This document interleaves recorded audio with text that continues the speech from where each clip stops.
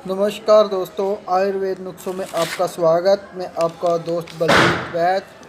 दोस्तों, आज ये जो आपको वीडियो दिखा रहा हूँ, इसमें स्वेदन संस्कार किया गया है पारद का स्वेदन संस्कार एक पहला भाग मैंने आपको पीछे दिखाया है, जिसमें कि स्वेदन संस्कार में मैंने जो जड़ी बूटियाँ लेकर के मैंने इस पारे को खरल में खरल किया था और रस लगाए बताए थे आपको, वो सारा पीछे प्रोसीजर किया था। तो ये आगे का प्रोसीजर है। इसको हमने कांजी के अंदर दोला जंतर कर लिया है, यहाँ तक मैंने पीछे आपको बता दिया गया था। तो अब ये 4 तह की मोटे कपड़े से दोला जंतर करने के बाद आपका जो पारा निकलता है वो इस प्रकार दिखता है, आप देख सकते हैं। तो ये जितनी भी वीडियो मैंने बड़ी मेहनत से आपको दिखाने के लिए और आपको बताने के लिए ये छोटे छोटे टुकड़ों में मैंने जोड़ करके आपको दिखा रहा हूँ। तो पूरी वीडियो आज कंप्लीट होगी ये स्वेदन संस्कार की। एक भाग पहले, एक आज है। तो ये हमने क्या किया था आपको जानते ही होंगे, लेकिन दोबारा बता देता हूँ। त्रिफला, त्रिकुटा, घी कुंवारी, चित्रक, सौंठ, मिर्च, पीपल मग, सेंधा नमक, अदरक, मूली, ये सारी चीज़ें लेकर के खरल करके पारे का 16वां भाग कम लेकर के मैंने इसमें इनको खरल किया है। और इसके अंदर रस लगाए हैं, घी कुंवार का रस, मूली का रस और अदरक का रस, ये सारे रस लगा के खरल किया है। और खरल करके दोला जंत्र किया। दोला जंत्र करके ये आपके सामने है, अब इस प्रकार का निकलता है। तो इसको निकाल के हम क्या करेंगे, सबसे पहले तो इसको धीरे धीरे से ऐसे मसलेंगे। मसलने से जो इसके अंदर का पारा है धीरे धीरे सारा निकल जाएगा और इकट्ठा हो जाएगा। तो पारे को शुद्ध करने के सबने तरीके बता रखे हैं, लेकिन प्रैक्टिकल करके बहुत कम ही आपको दिखाई देंगे। 1 या 2 प्रोसीजर बताए जाते हैं, नमक में, ईंट में, ऐसे। तो ऐसे पारा शुद्ध नहीं होता दोस्तों। पारा शुद्ध करने के लिए बहुत से प्रोसीजर हैं, उनमें से मैंने आपको बताया सबसे पहला स्वेदन संस्कार है। ये स्वेदन संस्कार के 2 भाग मैंने आपको दिखाए हैं। ये दूसरे भाग में आप देख सकते हैं, ये पारा अब शुद्ध हो चुका है। इसकी कालीमा, इसके अंदर जितने भी अवगुण थे, जितनी भी इसके अंदर मैल थी, वो सारी की सारी निकल गई है, जो स्वेदन संस्कार से निकलनी चाहिए। तो कौन कौन से संस्कार होते हैं और उनका क्या फ़ायदा होता है और क्या क्या प्रोसीजर होता है, वो भी मैंने वीडियो एक पीछे डाल रखी है, आप देख सकते हैं। तो इस वीडियो में आप सुनने की बजाय ज़्यादा देख कर के हिसाब लगा सकते हैं भी किस प्रकार कार्य होता है। तो ये जो चूर्ण था और पारद था, ये मैंने आपको बता दिया है। उसमें दोला जंत्र कांजी के अंदर ये ही कांजी थी जिसके अंदर हमने किया था। अब हमने ये ही कांजी को दोबारा गर्म करना है और कपड़ शान करने के बाद फिर से इसी कांजी के अंदर हमने ये जो पारा दोला जंत्र से निकाला है उसको डाल करके खरल करेंगे।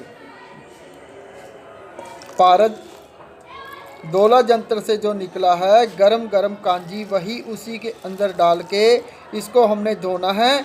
तो धोने के लिए गरम कांजी डाल के इसको खरल करेंगे पहले, जब तक बिल्कुल जक जान नहीं हो जाती, सारी पिघल जाएगी और जो इसके अंदर की मैल और विष जो भी है वो सारा कांजी में घुल के आ जाएगा। और जो पारद है, चूर्ण से नीचे पारद बैठ जाएगा। जितनी आप खरल करोगे गरम गरम कांजी से, उतना ही ये नीचे पारद नीचे सतह पर बैठ जाता है। और जो इसके अंदर चूर्ण और रस लगाए हुए थे वो सारे कांजी के साथ घुल के बाहर आ जाएंगे। जो इसके अंदर मैल, कांजी का जहर और इसकी धातु तो नहीं निकलेगी, लेकिन कुछ कण इसके निकल जाते हैं, धातुओं के भी जो अवगुण होते हैं वो सारे इसमें निकल जाते हैं। जितने संस्कार है उसमें सबसे ज़्यादा स्वेदन संस्कार मायने रखता है। तो जब अब इसको अच्छी तरह खरल करने के बाद हम इसके अंदर और कांजी डाल करके इसको पतला कर लेंगे, ताकि ये जितना पतला होगा और जितना गर्म होएगा उतना पारा हमारा नीचे बैठ जाएगा और ये घुल जाएगी। लेकिन दोस्तों इसको धोना हमने कांजी के साथ ही है। ये हिंदू संस्कार के तहत जो हिंदू शास्त्र अनुसार पारद की शुद्धिकरण बताए गए हैं, ये उसी विधि से आप देख सकते हैं कि किस प्रकार इसको शुद्ध किया जा रहा है।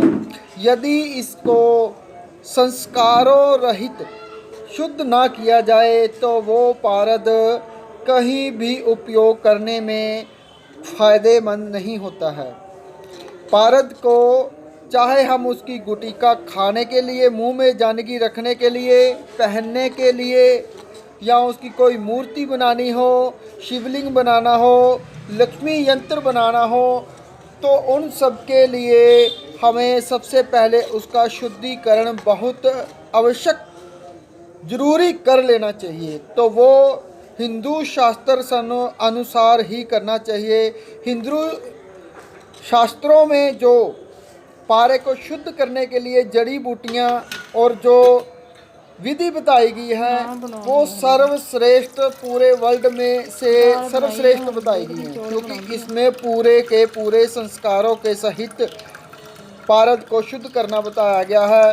कौन कौन सी जड़ी बूटी से क्या फ़ायदा होता है पारद को खरल करने से, और कौन सी जड़ी बूटी से पारद को खरल करने से उसके मैल अवगुण सारे के सारे धुल जाते हैं और निकल जाते हैं। तो दोबारा फिर से बता देता हूँ, पारद को शुद्ध करने के लिए स्वेदन संस्कार में 20 संस्कार बताए गए हैं, जिनमें से 8, 9 या 10 संस्कार करने बहुत ही ज़रूरी है। अगर हम पारद की आयुर्वेदिक जड़ी बूटियों के साथ दवाई बनाते हैं कोई भी, या भस्म बनाते हैं, तो उसके लिए 8-9 संस्कार करने बेहद ज़रूरी हैं और इतने ही बहुत होते हैं। और यदि हमने आगे गोल्ड बनाने के लिए या चांदी बनाने के लिए, धातु बनाने के लिए इसका उपयोग करना है, तो उसके लिए हमें अगले संस्कार 8 संस्कार से आगे बढ़ कर के जाना पड़ता है। तो वो संस्कार सारे करने पड़ते हैं, क्योंकि वो फिर धात बनाने के लिए इसको उपयोग में लिया जाता है।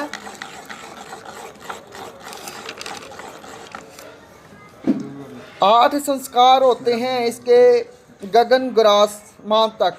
जब ये पारद शुद्ध हो जाता है तो फिर भूखा हो जाता है। भूखा होने के बाद फिर ये 8वां संस्कार इसका गगन ग्रासमान होता है और 9वां प्रमाण। तो ये 9 से 10 संस्कार कर लेने से पारद आयुर्वेद में कहीं भी उपयोग किया जा सकता है। और यदि गोल्ड या कोई धात बनाने के लिए पारद का उपयोग करना है तो उसके बाद प्रोसीजर हो जाते हैं इसके 10 और आगे प्रोसीजर होते हैं। वो होते हैं जैसे शुरू से हमने करने हैं, अभी कर रहे हैं ये स्वेदन संस्कार। स्वेदन के बाद मर्दन, मूर्छन, पातन, निरोधन, नियमन, दीपन और गगन ग्रासमान 9वां और 10वां प्रमाण। 9 के बाद प्रमाण, चारण, गर्भदूती, ब्रह्मदूती, जारण, रसराग, सारण, क्रमण, वेद और भक्षण। ये 18 संस्कार तक पारद के संस्कार किए जाते हैं। ये आगे गोल्ड बनाने के लिए या चांदी बनाने के लिए इसके उपयोग में लाया जाता है। तो वो संस्कार कीमिया में आ जाते हैं। तो हम आयुर्वेद हैं, आयुर्वेद तक 8 से 9 संस्कार कर लेने चाहिए। तो इन संस्कारों की वीडियो मैंने आपको पहले डिटेल में पीछे बताई हुई है भी, कौन कौन से संस्कार से क्या क्या फ़ायदा होता है वो भी आप देख सकते हैं पीछे जाके। बाकी मैं लिंक इस वीडियो के नीचे उसका दे दूंगा आपको।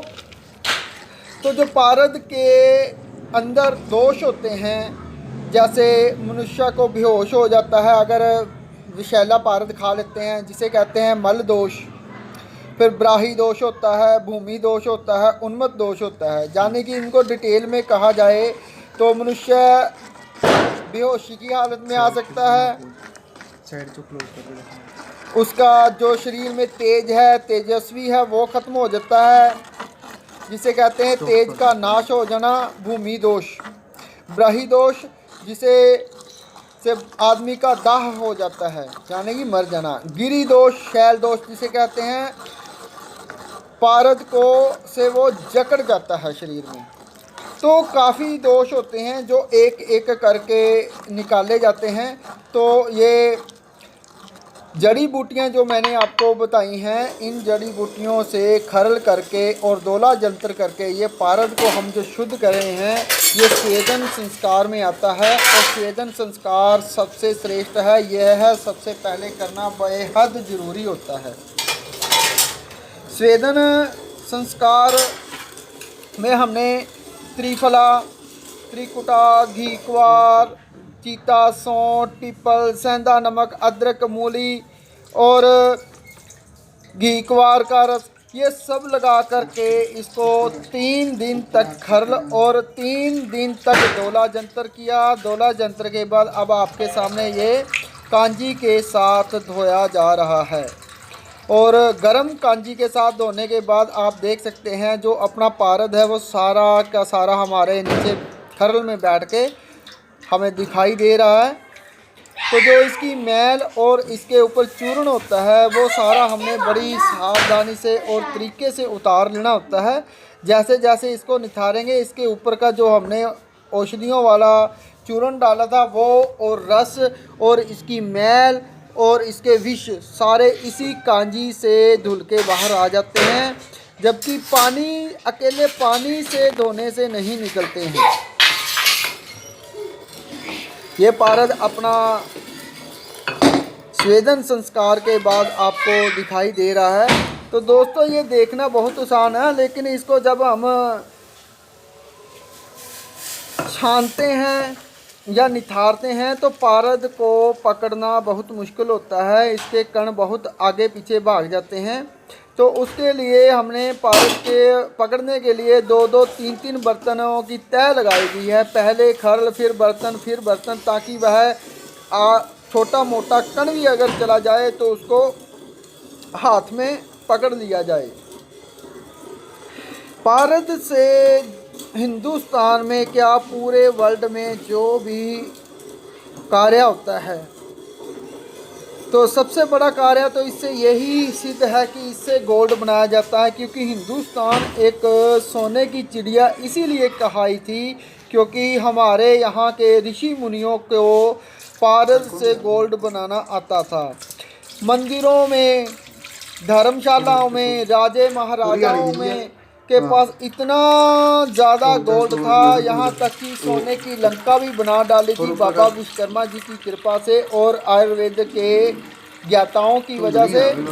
जितना हमारे सोने की चिड़िया कहाई है वो कहाई इसलिए है कि ये पारद को शुद्ध करके उनके पास जो नुस्खे थे, जो विधियाँ थी, उनसे उन्होंने इनका उपयोग सही तरीके से किया और गोल्ड बना करके उन्हें सोने की चिड़िया कहाई थी। जब सोने की चिड़िया कहाई उसके बाद आप सारा इतिहास जानते हैं कि जो ये कार्य करने वाले थे वह छुप गए हैं, लुक गए हैं और बताना बंद कर गए हैं और कुछ अपनी छाती में ही दफन करके मर गए हैं। लेकिन कुछ लोगों के पास अभी भी है कि वह इस पारद का उपयोग सदुपयोग करते हैं, लेकिन वह किसी के सामने नहीं आते हैं और ना किसी को बताते हैं।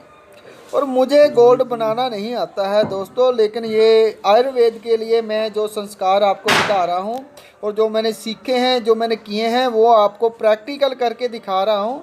क्योंकि बहुत से लोग इसको देखते हैं और करते हैं और कुछ सीख रहे होते हैं, कुछ अपने उस्तादों के पीछे 5-5, 10 साल घूम रहे होते हैं। उन्होंने पारद के संस्कार तो क्या पारद को शुद्ध करना बताया ही नहीं होता। तो उसके वो उनके लिए बहुत आसान हो जाता है ये वीडियो देख करके कि किस प्रकार पारद को हम शुद्ध करेंगे, किस प्रकार उसका उपयोग करेंगे, कौन सी जड़ी बूटी, कौन सी दवाइयों में इसका उपयोग करेंगे, ये मैंने अपने चैनल पे पारद से बहुत सी योग और बहुत से फ़ायदे बताए हैं। अब मैं इससे ये जो सिंधु संस्कार से इस पारद को शुद्ध होगा, इसमें सबसे ज़्यादा तो इसमें शिवलिंग और लक्ष्मी यंत्र बनाया जाएगा। जो लक्ष्मी यंत्र इससे वो बनाया जाएगा जो हमें उस महामाई ने स्वयं आकर दर्शन दे के बताए थे, और वो लक्ष्मी यंत्र कहीं भी देखने को नहीं मिलता है। लक्ष्मी यंत्र ऐसा जो बताया नहीं जा सकता, लेकिन उसके दर्शन आज जब बनाऊंगा एक बार आपको ज़रूर कराऊंगा कुछ समय के लिए। तो जो भी लेना चाहेगा लेगा, लेकिन अभी तो पारा शुद्ध हो रहा है तो ये उसी के लिए ही तैयारी हो जा रही है। तो ये पारद को हमने दोबारा सूती का एक कपड़ा लेना है और उसके अंदर इसको छानना है, यानी कि उसके अंदर हमने इसको निचोड़ देना है। जितनी भी इसके अंदर मैल है, जो इसका कार्बन है, कालक है, और इसके अंदर जो भी अपनी औषधियों के कण पड़े हुए हैं, मतलब कि चूर्ण पड़ा हुआ है, वो सारा कपड़े में रह जाएगा और नीचे अपना पारद बिल्कुल शुद्ध, साफ, क्लियर दिखाई देगा। यदि कोई कपड़ शान करके कहता है कि मैंने पारद को शुद्ध कर लिया है, तो वह कितनी बार ही कपड़े में डाल के इसको पुनता रहे, हर बार उसका कपड़ा मैला और काला होता चला जाएगा। तो अभी हमने ये देखना है कि कांजी में इसको दोला जंतर करने के बाद और कांजी से ही धोने के बाद अपना कपड़ा कितना मैला होता है। तो दोस्तों, बहुत से वैद्य हैं, भाई हैं मेरे, जिन्होंने दोला जंतर भी किया होगा और पारे को शुद्ध भी किया होगा। तो देखते हैं भी, आप खुद देखना कि आपका कपड़ा ज़्यादा मैला रहता है या हमारे वाला ये शुद्ध होने के बाद, सही प्रोसीजर के बाद कपड़ा ज़्यादा काला रहता है। तो वो देखने से ही पता चल जाएगा, ये आप आगे देखना, क्योंकि किसी को बताना नहीं है, ये खुद आजमाइश होती है, अपना तजुर्बा होता है कि कोई काम करने के बाद देखा जाता है कि मैंने क्या किया और क्या हुआ और दूसरे ने क्या किया और क्या हुआ। कोई नहीं कह दूंगा भी साढ़े ठप्पे ना। तो पारद को कपड़े से निचोड़ने से छोटे छोटे कणों में ये पिचकारी मार करके बाहर निकलता है, इसलिए बर्तन चारों तरफ से ऊंचा हो और उसको अच्छी तरह कवर करना तरीके से कवर किया जाया हो। अब आप देख सकते हैं कि अपना पारद में थोड़ा सा कांजी, साफ कांजी है, और ये इसके अंदर चूर्ण और कुछ कण पारद के भी होते हैं, उसको बड़ी सावधानी से दोबारा पारद में डाल लें। और ये कार्बन आधा कांजी से धुल गया है और कुछ थोड़ा बहुत जो था वो अपने कपड़े के साथ लग चुका है। बाकी इसके अंदर हम पानी है अभी, तो पानी निकालेंगे।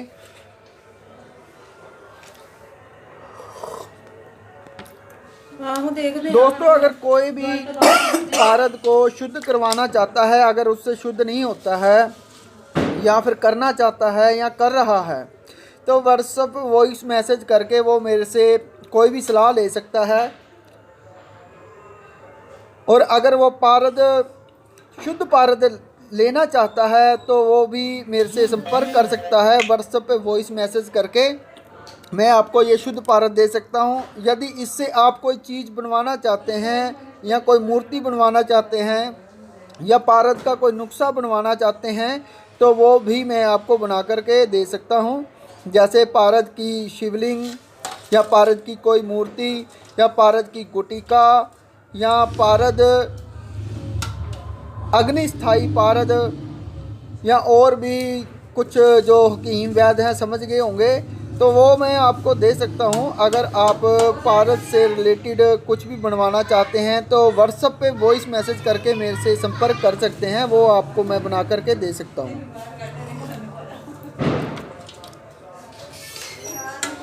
ये पारद अपना शीशे से भी तेज और साफ दिखाई दे रहा है। अभी इसके अंदर जो मैल होगी थोड़ी बहुत बर्तन के साथ चिपकी हुई, वो भी कपड़े से बाहर आ जाएगी। और जो इसके अंदर पानी है वो अब कपड़े से ऐसे घुमाने से सारा कपड़ा उस पानी को पी जाएगा, अकेला पारद रह जाएगा। कपड़ा बिल्कुल साफ है, इसका मतलब अपने पारे के अंदर कुछ भी अवगुण, कार्बन या मैल नहीं है। लेकिन अभी ये पूर्ण शुद्ध नहीं हुआ है। शुद्ध करने के लिए अभी इसके और भी प्रोसीजर करेंगे हम। इसके बाद मर्दन होगा, मर्दन के बाद मूर्छन, फिर उत्थापन, पातन। तो इस प्रकार इसके सारे संस्कार दिखाऊंगा मैं आपको करके, बोधन, नियमन। तो जितने संस्कार होंगे आगे, वो सारे संस्कार मैं पारद के आगे एक एक करके आपको दिखाऊंगा, यदि आप चाहते हैं तो। नहीं तो अगर आप लोग कोई चाहता नहीं है, देखना नहीं चाहता, या ये शुद्ध कैसे होता है समझना नहीं चाहता, तो फिर मुझे ज़रूरत नहीं है वीडियो बनाने की। मेरे पास और भी बहुत सी वीडियो हैं जो मैं आपको दिखा दूंगा नुस्खों वाली। तो इसमें कोई नुस्खा